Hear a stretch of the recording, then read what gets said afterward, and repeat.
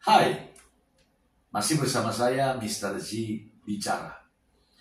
Tentu saja bicara tentang kebenaran berdasarkan fakta, data, dan realita. Mungkin teman-teman sudah mengetahui ya, bahwa kemarin dilangsungkan sidang lanjutan gugatan cerai Pak Imbong kepada Paula Verhoeven di Pengadilan Agama Jakarta Selatan. Kedua-duanya hadir ya. Pak Imbong hadir dalam persidangan, demikian juga Paula Verhoeven hadir dalam persidangan tersebut.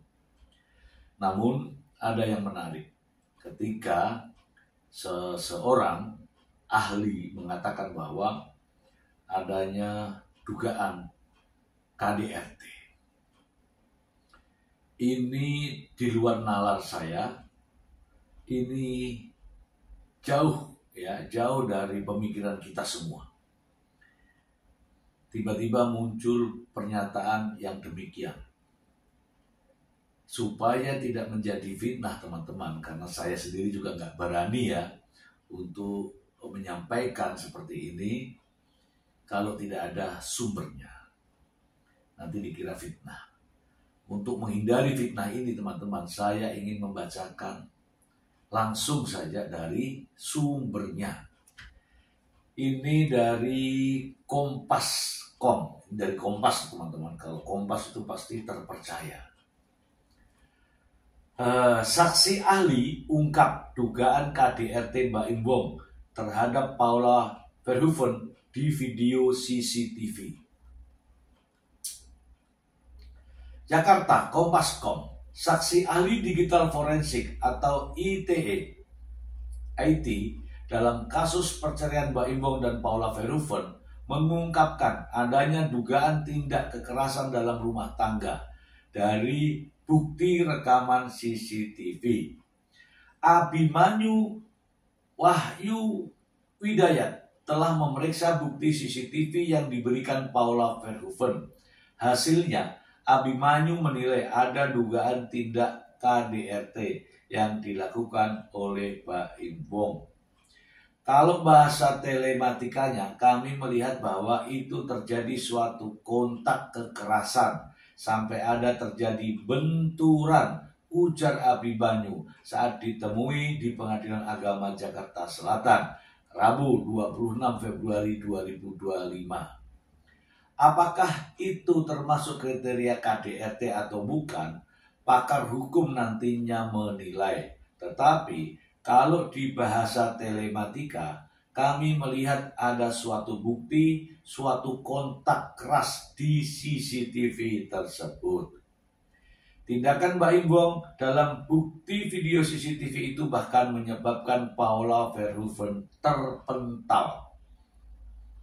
Kepala ibu dua anak itu juga terlihat seperti terdorong ke arah depan.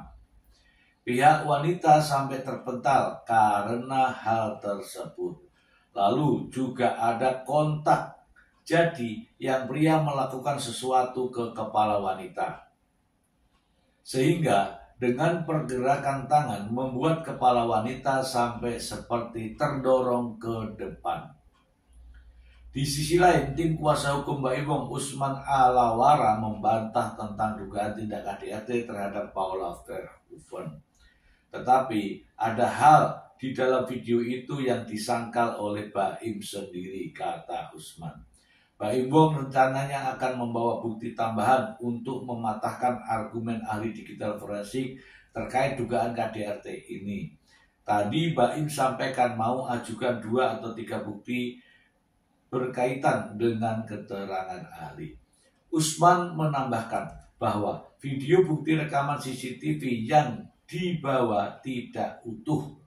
Pasalnya ada, kalau menurut Baim, lebih penting untuk dikupas, tapi tidak disampaikan oleh Paula.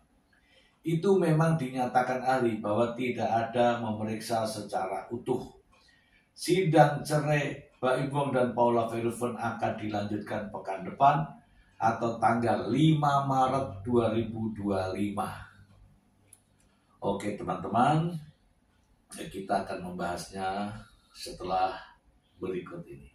Baik teman-teman, kita fokus kembali kepada pembahasannya, yaitu adanya bukti baru atau ya fakta baru lah ya, bahwa ada dugaan ada kekerasan ya dalam rumah tangga.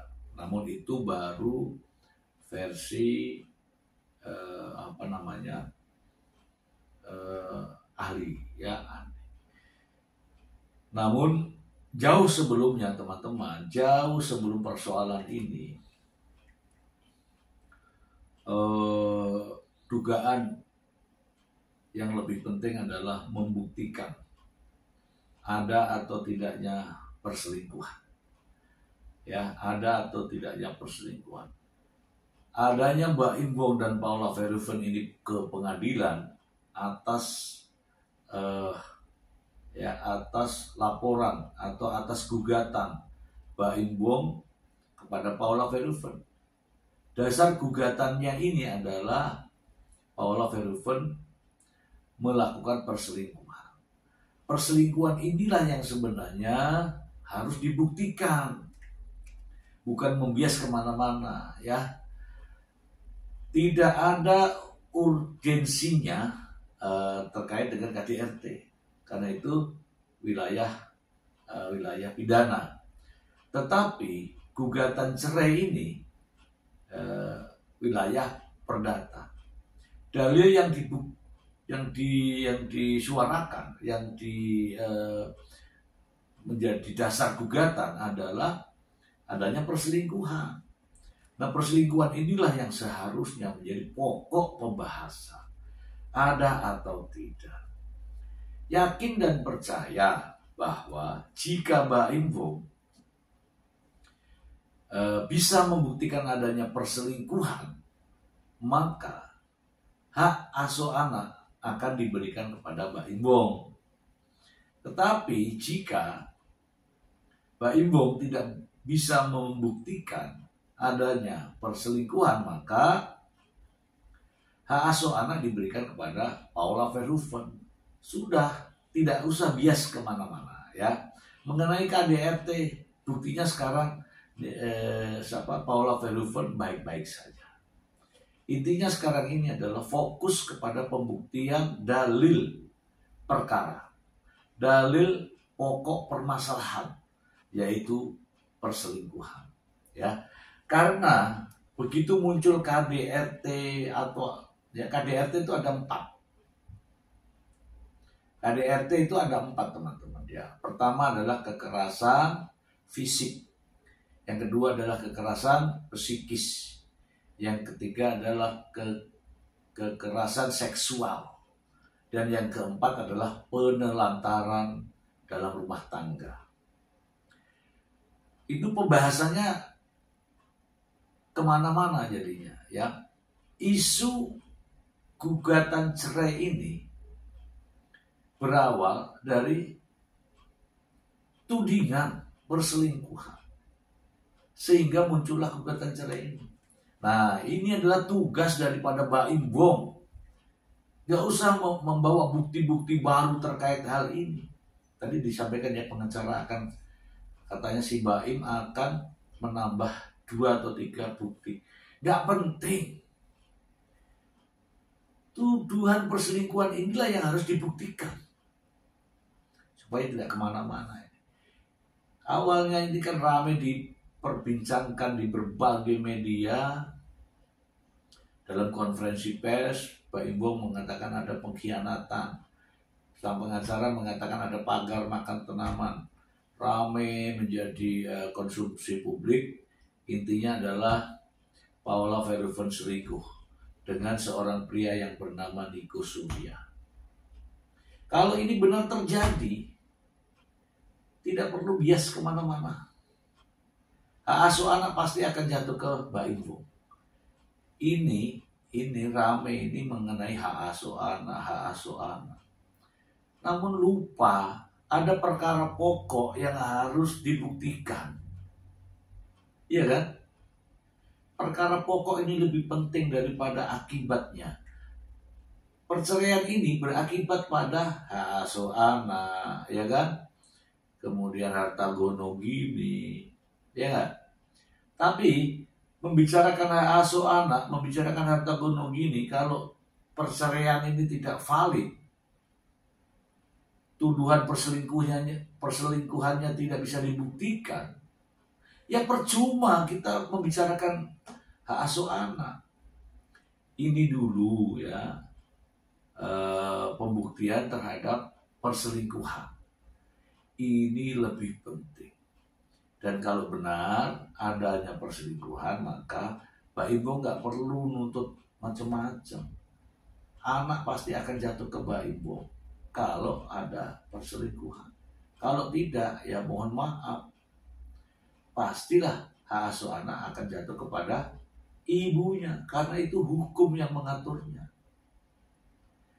Oke ya teman-teman ya, jadi ini ada fakta-fakta baru namun tidak akan mempengaruhi terjadinya gugatan cerai.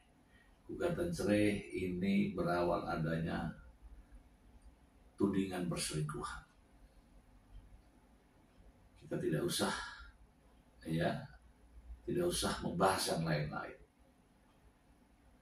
Hakim akan mengambil keputusan ketika Mbak Ibu menuduh selingkuh istrinya kemudian tidak bisa membuktikan, maka tuduhannya sia-sia dan hak asuh anak akan diberikan kepada Paula Verhoeven. Itu saja teman-teman semua ya, karena ini ada beritanya maka saya mengulasnya agar tidak menjadi kita tidak boleh kemana-mana membahasnya. Cukup saja perselingkuhan ini ada atau tidak. Demikian.